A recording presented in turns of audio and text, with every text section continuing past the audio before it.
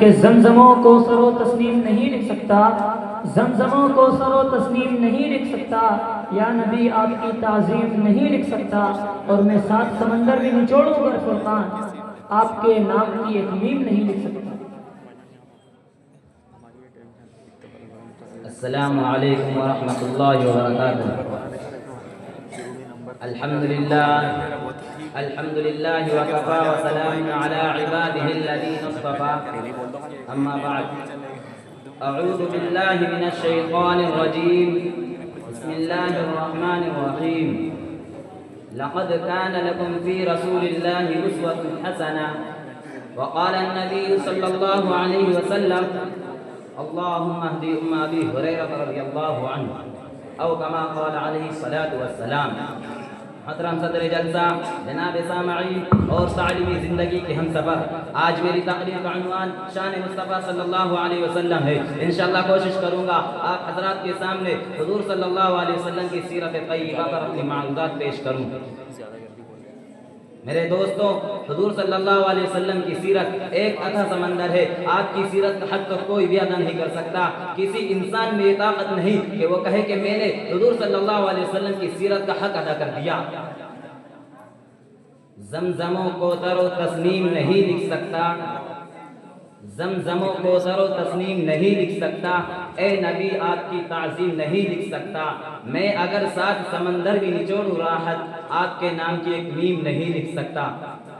ایک آدمی نے علامہ بشری سے کہا اگر آپ سیرت بیان کرنے کا حق ادا نہیں کر سکتے تو سیرت بیان کرنے کی کیا ضرورت ہے؟ علامہ بشری نے کہا ہماری مثال مصر کی اس بڑھیا کی ہے جو یوسف کو خریدنے کے لیے روئی کی ایک گٹھلی لے کر آئی تھی، اور کسی نے کہا تھا اماں تیری اس گٹھلی سے بھی یوسف خریدا جائے گا، تو کہنے لگی بات یوسف کو خریدنے کی نہیں، اصل میں بات یہ ہے کہ کل قیامت کے دن خدا تعالیٰ پوچھے گا کہ یوسف کا خریدار کون کون تھا، تو میرا بھی نام آ جائے گا۔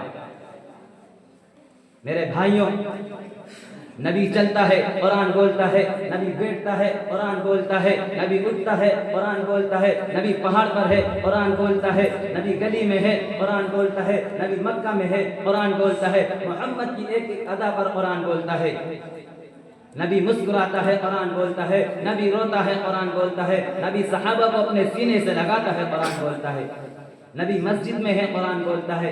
اے پیغمبر، میں نے تیری ایک ایک ادا کو قرآن میں اتار دیا اس لیے کہ تو اتنا بلند ہے کہ میں نے تیری وجہ سے مکہ کی گلیوں کو بلند کیا، مدینہ شہر کو بلند کیا، میں نے تیری وجہ سے صحابہ کو اتنا بلند کیا کہ قیامت تک کوئی جوان، کوئی ولی، کوئی کتب، کوئی ابدال آپ کے قدموں کا مقابلہ نہیں کر سکتا، کوئی ان کی گرد کو نہیں پہنچ سکتا۔ اس لیے جو میرا صحابی بنا وہ بھی کائنات میں بلند ہوگا۔ ہمارا نبی، نبیوں کا نبی، اللہ تعالیٰ نے اور بھی انبیاء دنیا میں بھیجے، کوئی نبی بستی کے لیے، کوئی شہر کے لیے، کوئی قوم کے لیے، کوئی علاقے کے لیے، کوئی ایک ملک کے لیے، کوئی گاؤں کے لیے، لیکن ہمارے پیغمبر صلی اللہ علیہ وسلم کو دیکھو، ہمارا نبی آسمانوں کا نبی، زمینوں کا نبی، شمس و قمر کا نبی، صدر و حجر کا نبی، ساری کائنات کا نبی، تحت ثری کا نبی، عرش معلی کا نبی، ہمارا نبی تمام نبیوں کا نبی۔ قرآن بولتا ہے وَرَفَعْنَا لَكَ ذِكْرَكَ، ہم نے تیرے ذکر و تیری شان کو اونچا کر دیا۔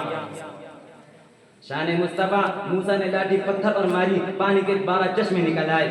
قرآن کہتا ہے فَانْفَجَرَتْ مِنْ اثْنَتَ عَشْرَةَ عَيْنًا قَدْ عَلِمَ كُلُّ أُنَاسٍ مَشْرَبَهُمْ، کہ موسیٰ نے لاٹھی ماری، پانی کے چشمے پہاڑ سے نکل آئے۔ دنیا حیران ہو گئی کہ پہاڑ سے پانی کے چشمے نکل آئے۔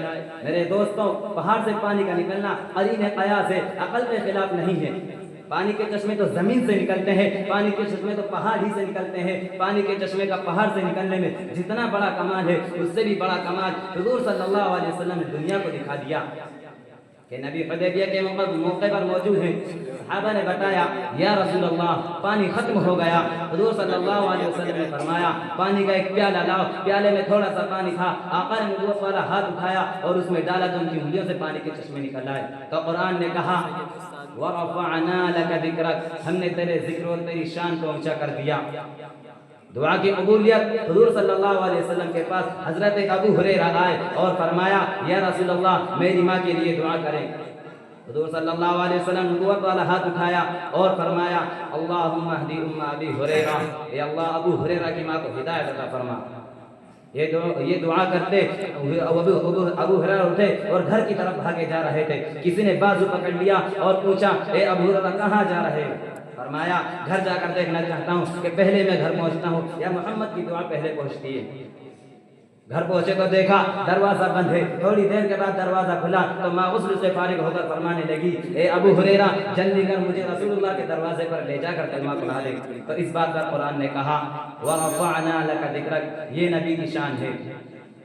ایک مرتبہ ابو جہل حضور صلی اللہ علیہ وسلم کے سامنے مٹھی بن کر کے کہنے لگا اے محمد بتا میری مٹھی میں کیا ہے؟ حضور صلی اللہ علیہ وسلم نے فرمایا اے ابو جہل میں بتاؤں تیری مٹھی میں کیا ہے یا تیری مٹھی میں جو چیز ہے وہ بتائے کہ میں کیا ہوں. یہاں تک کہ مٹھی میں جو کنکریاں تھی ان کنکریوں سے آواز آئی اشہد ان لا الہ الا اللہ واشہد ان محمدا عبدہ ورسولہ. یہ نبی کی شان ہے. اللہ جل جلالہ و من والہ ہم سبھی لوگوں کو یہ دعا فرمائے کہ وہ مسلمان عالم کو شان مصطفیٰ سیرت شہنشاہ دو عالم سرور کائنات فخر موجودات محمد عربی صلی اللہ علیہ وسلم کو سمجھنے اور ان پر عمل پیرا ہونے کی توفیق عطا کر کے دونوں جہاں میں کامیابی سے ہم کنارہ کرے. میں اس شعر کے ساتھ اپنی تقریر ختم کرنا چاہتا ہوں.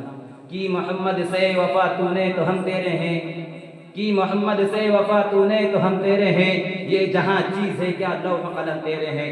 وآخر دعوانا الحمدللہ رب العالمین.